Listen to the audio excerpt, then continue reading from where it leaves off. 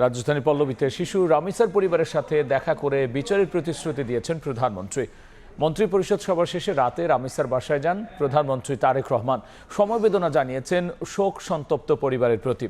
এ সময় রামিসার বড় বোনের দায়িত্ব নেন তারেক রহমান। প্রধানমন্ত্রীর সঙ্গে ছিলেন স্বরাষ্ট্রমন্ত্রী, আইনমন্ত্রী ও ক্রীড়া প্রতিমন্ত্রী। পরে গণমাধ্যমে কথা বলেন স্বরাষ্ট্রমন্ত্রী সালাউদ্দিন আহমেদ। বলেন, রবিবার বিকেলের মধ্যে শিশু রামিসা হত্যা মামলা চার্জশিট দেওয়ার চেষ্টা করা হবে।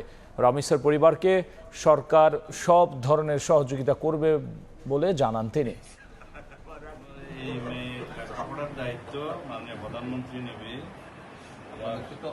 আল্লাহ আমার ভাগ্যে দিছে, আমি কি করতেছি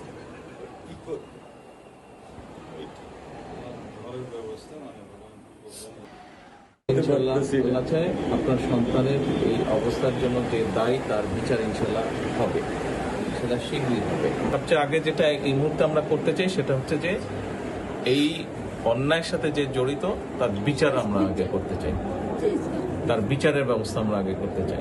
আমরা রবিবারের বিকেলের মধ্যে ইনশাআল্লাহ আদালতে চার্জশিট দাখিল করতে পারবো এবং তারপরে অত্যন্ত দ্রুততম সময়ের মধ্যে যাতে বিচার কার্য নিষ্পন্ন হয় সেজন্য আমরা চেষ্টা করব, যাতে সর্বোচ্চ শাস্তি নিশ্চিত করা যায়। সেজন্য প্রসিকিউশনের পক্ষ থেকে আমাদের জোর চেষ্টা থাকবে।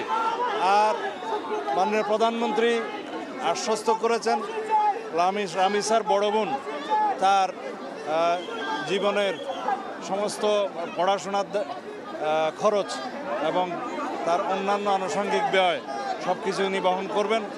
আমরা এইরকম ঘৃণ্যতম অপরাধের শিশু ধর্ষণ এবং হত্যা অথবা শুধুমাত্র শিশু ধর্ষণ যাই হোক, এই সমস্ত অপরাধের ক্ষেত্রে যাতে খুব দ্রুততার সাথে এবং সংক্ষিপ্ত সময়ে চার্জশিট দেওয়া যায় এবং বিচার কার্য সম্পন্ন করা যায়, সেই জন্য যদি আইনে আরও কিছু পরিবর্তন আনতে হয়, ক্যাবিনেট মিটিংয়ে আমাদের এটা আলোচনা হয়েছে, যেখানে প্রয়োজনীয় সংশোধনের দরকার সেটা আমরা করব।